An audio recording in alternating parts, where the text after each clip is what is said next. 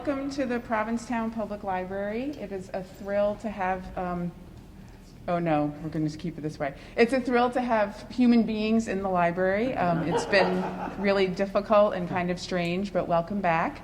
And welcome to our 5th Provincetown Book Festival. This morning we're getting ready to present Reading Local, which is a curated reading by regional writers. Our curator is Lynne Hugo. I'm going to introduce her briefly, and then she'll introduce the presentation for this morning. So, Lynne Hugo is a National Endowment for the Arts Fellowship recipient who's also received repeat grants from the Ohio Arts Council and the Kentucky Foundation for Women. She's published 9 novels and a memoir. Her most recent books are The Testament of Harold's Wife and The Book of Carol Sue.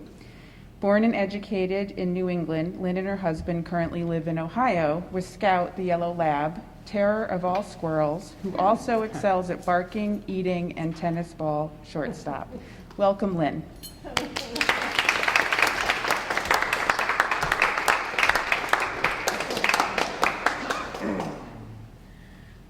Good morning. I'm going to introduce our readers. This program was curated from some really wonderful submissions that were drawn locally and regionally.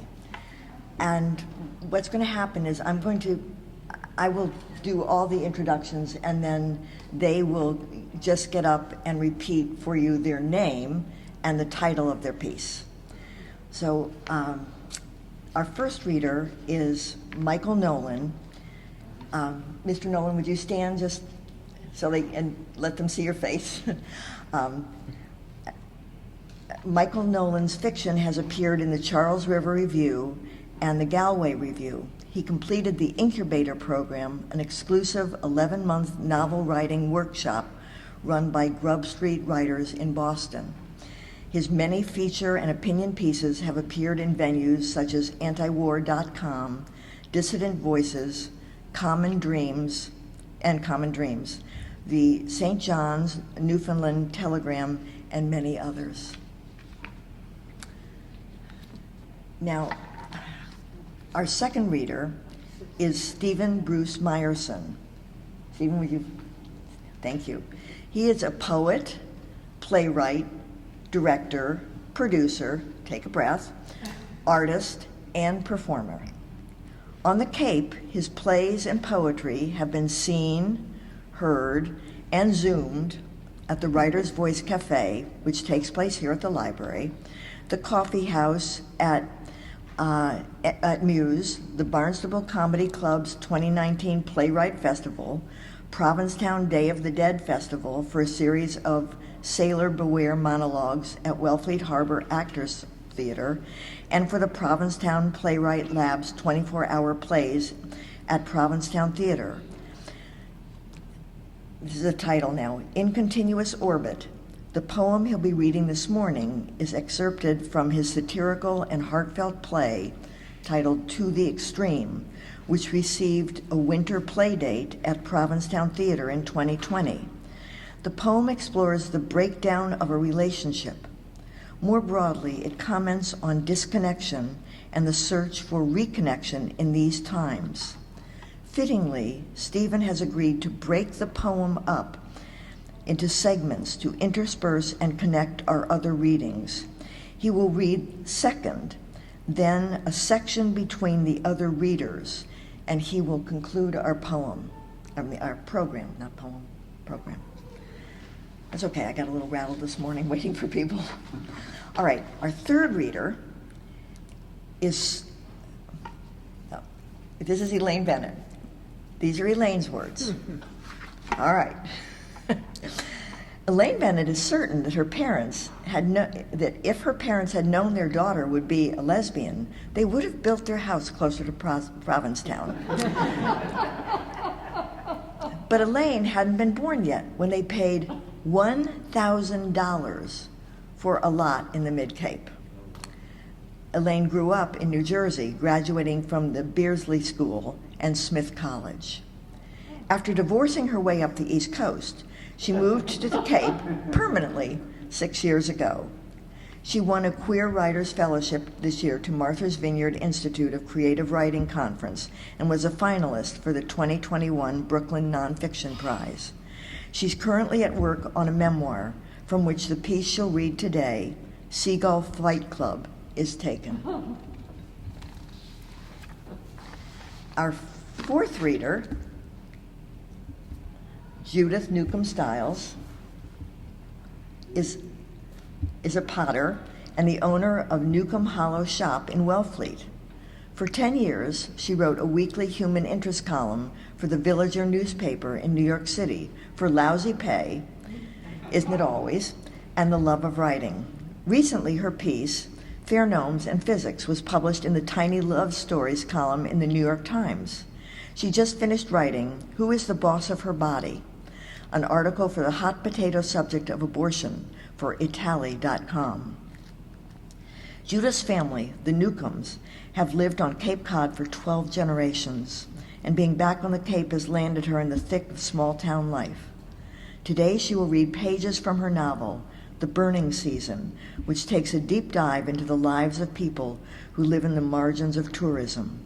Restaurant workers, house cleaners, drug dealers, artists, and Jamaican guest workers who feast in the summer and starve in the winter. And our final reader before Stephen closes out the program with the last segment of his poem is Peter Kazan. Peter lives in Provincetown in Washington, D.C. with his husband, Paul, and their golden retriever, Bond, as in James Bond. Peter grew up in Maine and began spending summers on Cape Cod after his junior year of college when he drove an ice cream truck in Hyannis. Peter and his husband started coming to Provincetown over 30 years ago and fell in love with the natural beauty of the place and the wonderful openness of the people here. Since retiring from practicing law in 2017, Peter has been able to focus on his love of writing. One of Peter's stories was a semifinalist for Nimrod International Journal's 2021 Fiction Prize and a finalist for Beloit Fiction Journal's 2021 Hamlin Garland Award. Peter is currently working on a collection of collected short stories. Today he is reading a short section from one of those stories entitled, What You Need to Know. All right, and we will begin by turning it over to Mr. Nolan.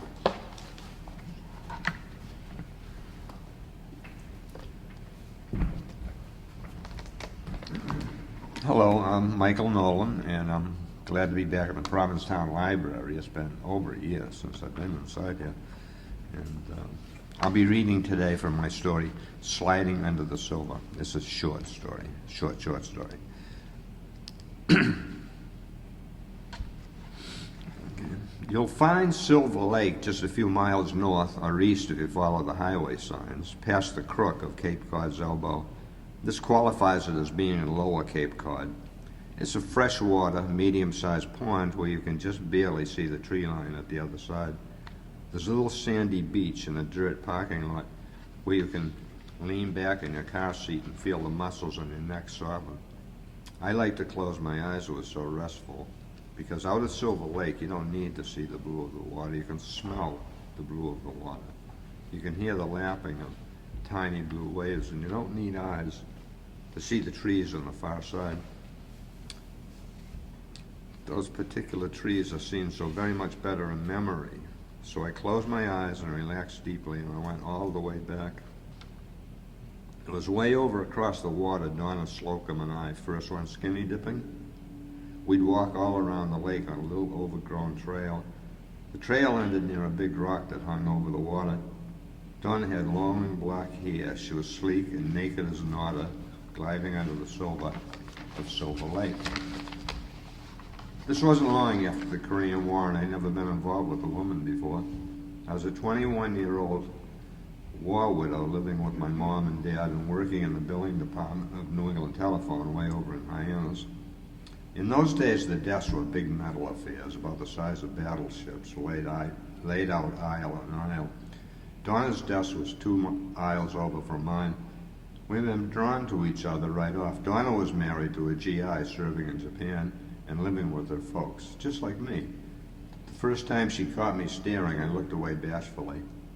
Next time she looked, a wonderful thrill radiated from my tummy on down in a way I never felt before. Certainly not when I'd been with my husband. But what was it? Was it nerves? Just foolishness? Why was I ecstatic? Why was I afraid? Why was my face so warm? You were blushing, you know, Donna told me teasingly when she came over to introduce herself at the end of the day. It was the first time we met. After that, we had lunch almost every day in a little joint around the corner from the telephone company. One Friday at lunch, she told me the Yearling was playing at the movies the next night. How about it? How about Saturday night? An excited, pixie-ish look burst out of her. This was clearly about something more than a movie. I raised a big, excited smile to her. It's a date, Donna proclaimed. Come Saturday morning, though, my old Ford was down with a busted generator. So, Donna said over the phone, I'll come on and pick you up. It's not such a far ride. Actually, back in those days, driving to my house meant a 1 hour round trip for her. It's a shame about your car, Mother said as soon as I was off the phone. I guess you'll have to give your friend Donna a rain check. No, she's coming out to get me. Oh, how I wish Mother could disappear that night. She sounds like a darn good friend. That night, Donna didn't beep. She walked right up to the front door and rang the bell. It's so sweet to come out here for Bunny, Mother said when I introduced her. I hope the two of you like the movie. Oh, no, Mother, I broke in. It's not just the two of us. Debbie and Albie from work will be waiting for us. Truth was, there was no Debbie or Albie. You know, girls' night out, Donna said. Donna knew instinctively what was going on. She had been around. Later, she'd show me things about my body with the same instinctive certainty. But they say all good things must come to an end. When Donna's husband rotated back to the States, it was not the heartache you might imagine.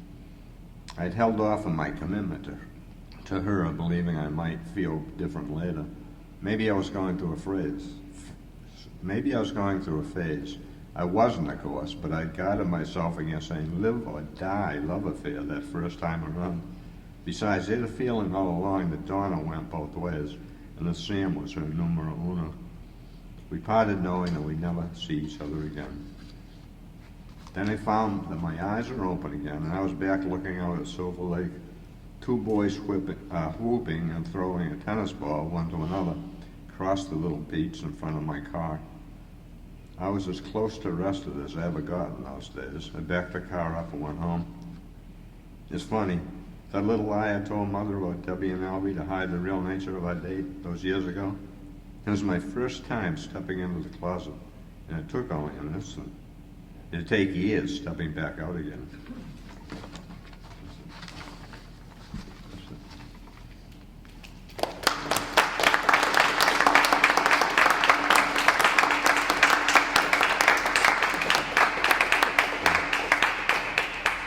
And thank you for listening to everybody.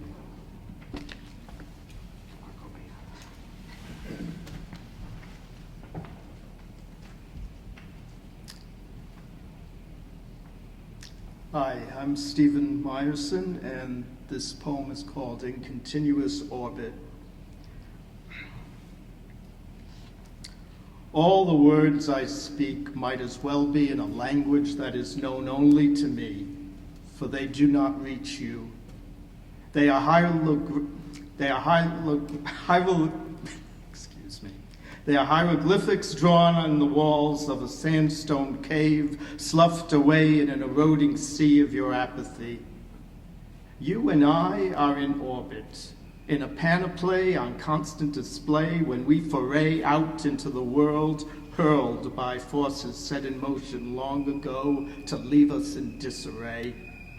Time and again they return us to less than cosmic dust, sapphire blue in color, spirit, and mood. Are we not deep, muted, and true?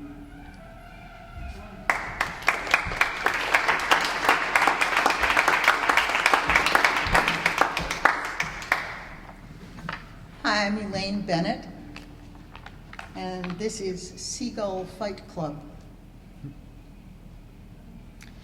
When I was a kid, spending summers on Cape Cod, once or twice a week, my parents let me tag along to watch the wildest show in town.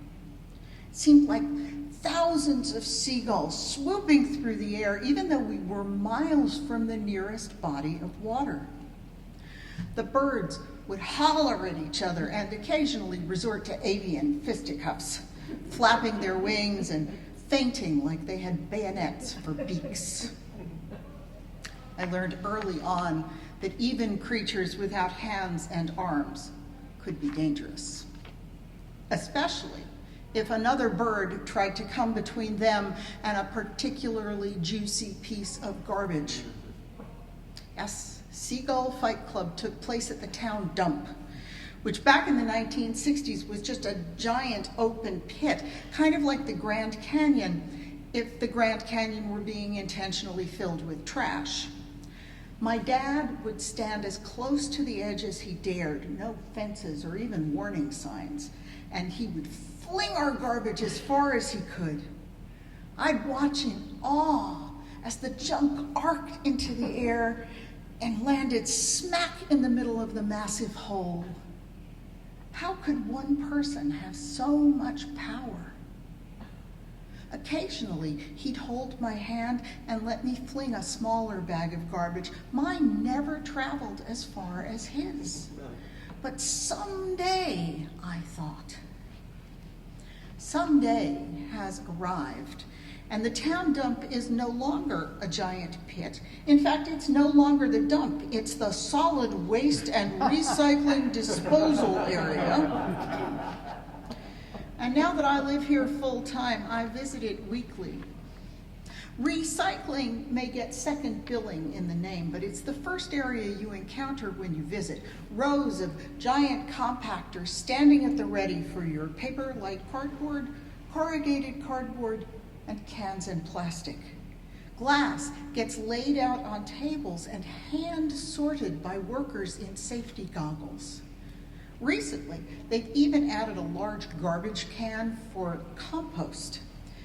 I am happy to do my part with my used tea bags, but opening the lid of that receptacle is routinely the most disgusting part of my week. Then finally, the main event, an oval loop of giant compactors awaits just over there to the left. Bagged garbage only, the signs warn. Occasionally, someone has something that won't fit in a bag, or perhaps it just doesn't feel like garbage to them. Those things get piled neatly to one side and occasionally adopted by the workers. That's how the wall next to the farthest trash compactor ended up sporting a pair of ornamental metal sunfish. They've been hanging there a while now, but you can still make out their colors through the encroaching rust. I wonder at what point they'll turn from decorations into bona fide trash. As I flung my bagged garbage into a compactor one morning not long ago, it hit the back ceiling and rebounded into the decks with a satisfying clunk. It occurred to me that the changes here mirror other changes in my life. The loose attitude the world had to garbage 60 years ago, I'd just toss it in that pit over there. Well, attitudes to other things were equally loose. Children rode without car seats, without seat belts, which didn't exist when I was very young. We just free-floated in the back seat. Unless only one of your parents was in the car, in which case you could ride up front. No fear the airbag would deploy and kill you because airbags hadn't yet been invented. If your parents had a station wagon, maybe you'd get to ride in the way back, that amorphous space behind the back seat, in which case you had neither seat nor seat belt. It was like the Wild West. Every kid for herself, and the sheriff is never around when you need him. In my family, I was a one-girl Seagull Fight Club, pouncing eagerly on any scrap of attention, anything that might even hint at affection. Sometimes I hit the jackpot. Others, well, my point is, that things feel much more regimented now, ordered, safe. Everything goes in its proper place, everyone follows the rules, at least in public. The more unsightly stuff, the garbage, gets corralled in neatly into plastic bags. No one has to see it or smell it unless they choose to. The seagulls have moved slightly to the north. They now fight over fallen French fries in the Burger King parking lot. And what happened to the old garbage pit? It's a vast mound studded with exhaust pipes to vent the gases from all that decomposing trash, surrounded by a moat of crushed gravel to absorb any runoff. But while the material underneath rots, on top of the mound there's life, creation, forward motion, green grass, and shiny black solar panels as far as the eye can see. Good things coming from bad decisions made a lifetime ago. Well, bad. Who can really judge? At the time, tossing the town's garbage into a pit felt like the right solution. People have been doing it for centuries. No one considered the consequences. It seems to me now that the dump is kind of a metaphor for my life. Decisions made by parents who didn't know any better in an environment where few others noticed or cared, and no one considered the consequences. Today's children grow up with more structure, more forethought, more community support and oversight, and definitely more recycling. Does that make today's parents better than yesterday's? Than mine? I'm not a parent. Well, I don't have children. But I spent most of my life being the only adult in the room. My parents were grateful for it when they didn't notice, ashamed and angry when they did. Who knows? Maybe my parents were doing the best they could. Hell, so was I.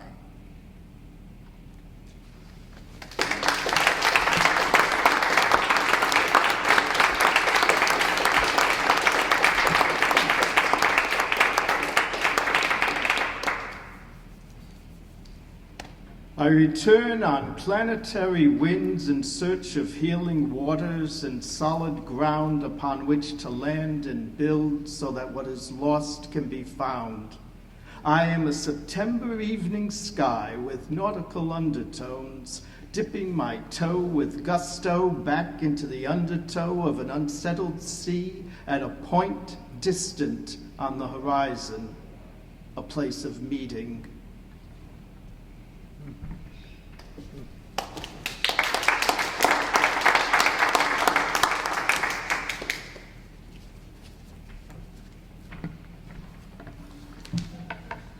Can you hear me? Yes. My name is Judith Newcomb Stiles, and I'm going to read Fodder for the Old Ladies Gossip Militia. They're from Wellesley. It was a fact, not a rumor, that Clara Newcomb was teaching her sister-in-law to drive a stick shift without any help from a man. According to the Old Ladies Gossip Militia of Wellesley, Clara and Bertie were spotted driving to Provincetown for art classes, and it was confirmed that neither housewife had a valid driver's license. Fact.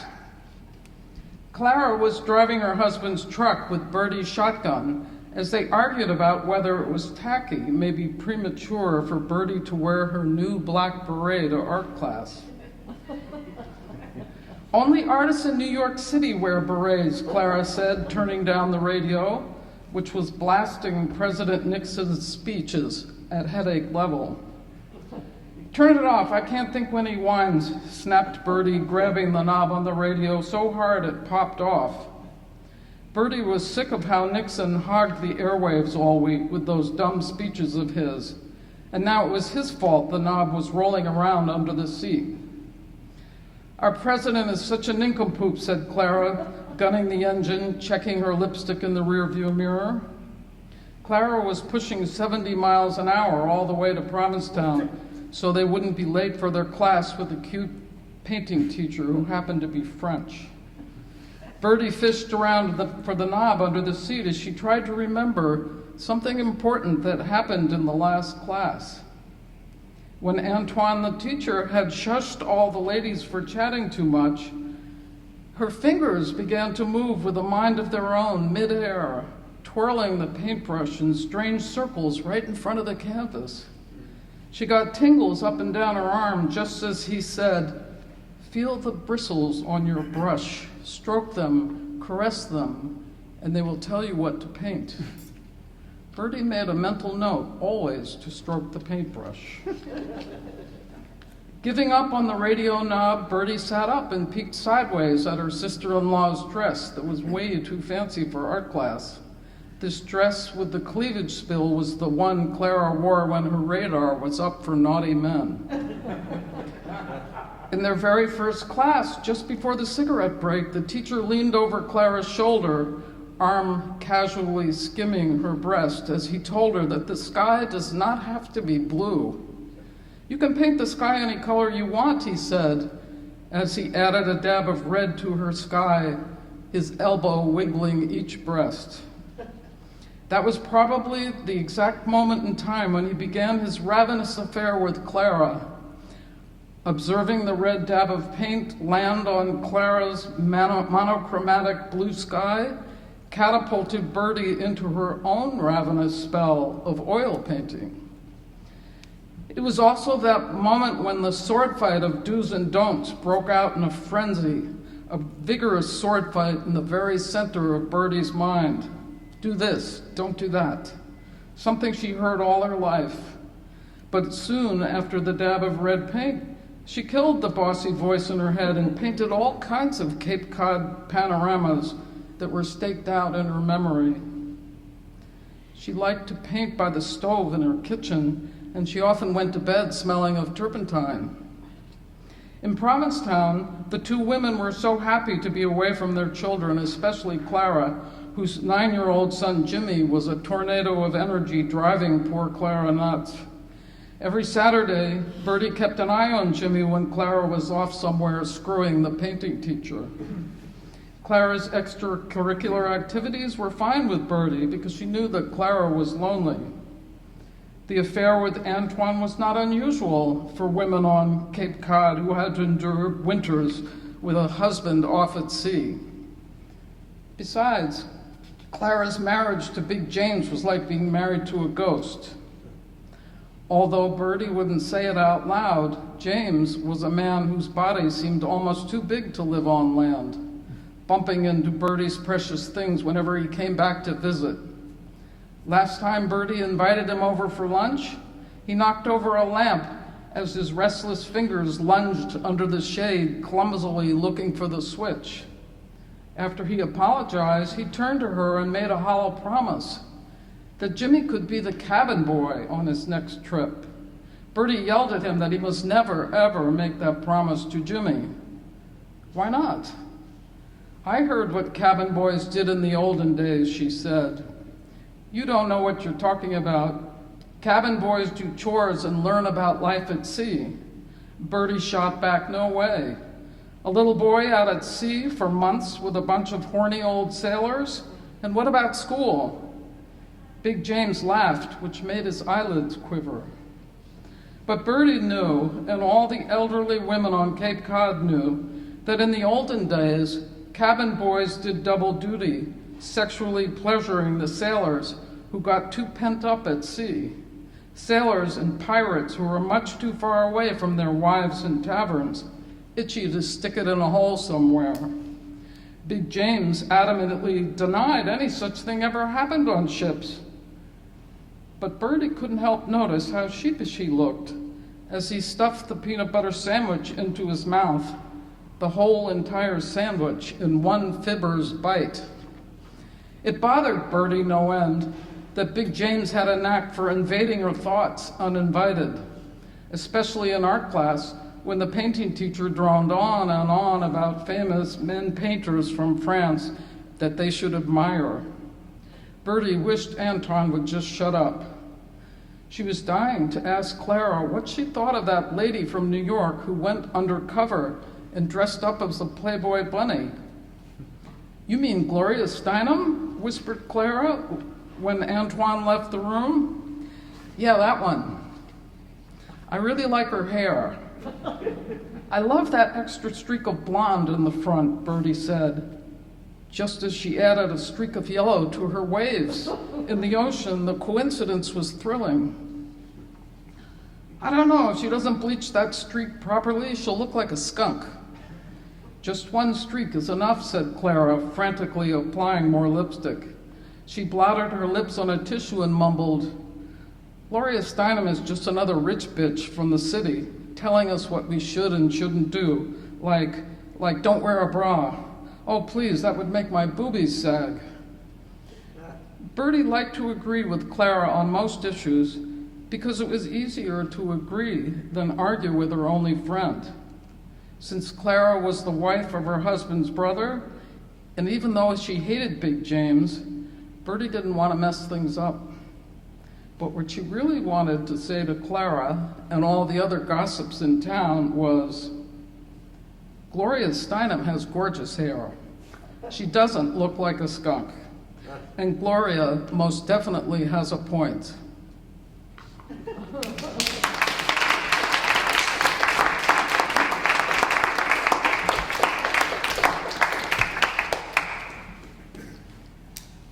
There is a science behind my universal scheme.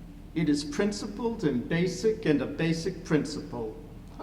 In order for energy to be released, the positive and the negative, who want to pull away from each other, must be brought together, not kept separate. To ignite energy, it is necessary for opposite forces to be in proximity. Why? It is only when a resistant material intervenes between the two that there can be a spark, to forge and build anew, to renew a long ago promise, unkept, but perhaps not broken. This intermingling is not draining, it's reviving, it's creating life, our life. Without it, there is nothing, there is no world. Nothing is beyond repair. We are not beyond repair. Separate but together, you and I circle round each other, awaiting reconnection. Are you beyond my reach for all time? Or are you ready to hear my words?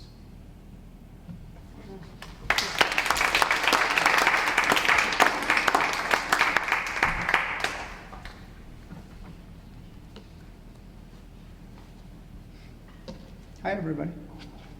Good morning. Good morning. My name is Peter Kazon. This is a selection from a story called What You Need to Know. And this particular selection takes place, it's a recollection that the main character, Seth, is having as he walks down the street. Today, there is a bank where heaven used to be. Heaven's old windows, blackened with paint so no one could see inside, have been replaced with clear ones that reveal posters featuring mixed-race families with dogs and promising longer hours and lower rates. The buildings around here now are those big glass boxes they're putting up everywhere, the kind reflecting the sky and the street and the heat from the sun all at once. But 30 years ago, the only businesses down here besides heaven were liquor stores, check cashing places, mom and pop stores that sold cigarettes and single cans of beer, and pizza joints that stayed open late selling slices with cheese dripping off the edges like molten lava. I had just gotten out of law school when I opened the door of heaven for the first time, after scanning up and down the street to make sure no one I knew was walking by. Inside, the ancient gray carpet was worn almost to the rubber mat underneath. Skinny guys in t-shirts and jeans, reeking of polo cologne, leaned casually against the wall, smoking cigarettes and sipping beers, their eyes flitting from one side of the room to the other, all while barely moving their heads. I met my best friend John at heaven one night. He was looking around the room like a kid peering into an aquarium full of luminescent tropical fish. As I met more guys there, I realized how much I shared with many of them.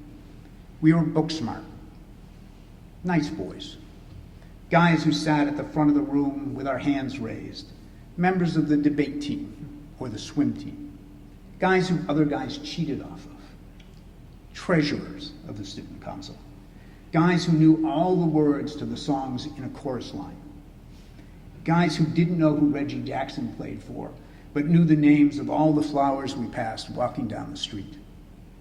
The ones who lay awake at night, dreaming of being held in the thick, sweaty arms of the cowboy in Marlboro cigarette ads. 10 years later, after I stopped spending my weekend nights in dark, smoky bars, I ran into those guys again, in the basement of a townhouse just down the street from heaven. The smell of bubbling peanut oil and exotic spices drifted down from the tiny Chinese restaurant upstairs. The room was quiet, except for the rustle of paper as someone flipped the pages of a magazine, or the scraping of a chair against the linoleum floor when some guy came out of one of the rooms in the back and called out a name. The guy who called my name was a few years older than me and introduced himself as Philip in a soft monotone. He'd only been a volunteer at the clinic for a few months. The room we went into had clearly been a closet before it became an office. There was just enough space to fit 2 chairs and a metal desk. Along one wall were dented steel filing cabinets so crammed with folders the drawers wouldn't close. A fan blew warm air up from the floor. Philip opened a folder with my name on it, but had to hold down the papers inside with his forearm to make sure they didn't blow away in the fan's breeze. I searched his face for some sign of what was coming, but he kept his eyes down, fixed on the folder. He spoke so softly I had to lean forward to hear, but when I did, I caught the fan's cord with my foot, sending it clattering across the floor. "Sorry about that," I said. "Don't worry about it, Seth," he said, and as he did, he slid a pamphlet across the desk called What You Need to Know. It included the address of a support group, the names of doctors who would treat newly diagnosed men, and a list of lawyers who worked pro bono, drafting healthcare powers of attorney and wills. I stuck the pamphlet in the back pocket of my jeans without looking at it. I know he kept talking, but I don't remember anything he said. I couldn't wait to get out of that room. Finally, he asked, "Do you have any questions?" I shook my head. Philip wasn't going to have answers to any of the questions I had. As I walked back through the waiting room, my legs felt disconnected from my body. My eyes stayed focused on the floor because I didn't want to meet the gaze of any of the men still waiting, each one praying he would hear something different than I did. As I walked up the steps back to the street, I gripped the railing because I thought I might fall. The greasy smell of Chinese food made me sick to my stomach. When I got to the sidewalk, I couldn't move, unsure what to do next. I was book smart, but I had never read the book that explained what had just happened to me.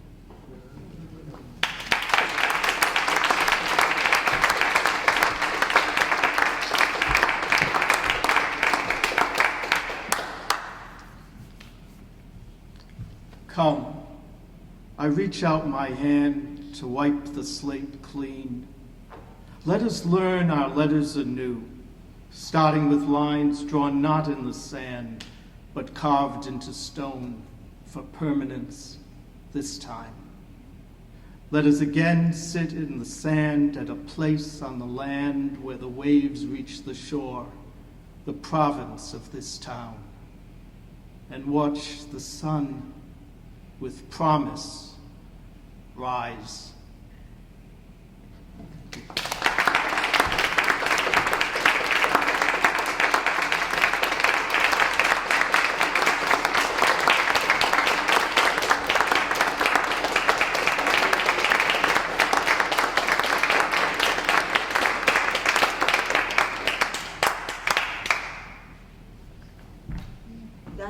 That concludes our program known as Reading Local, which we titled this year Ages, not Aged, Ages of the Outer Cape.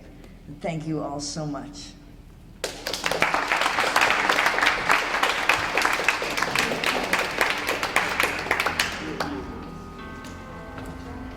that was good reading.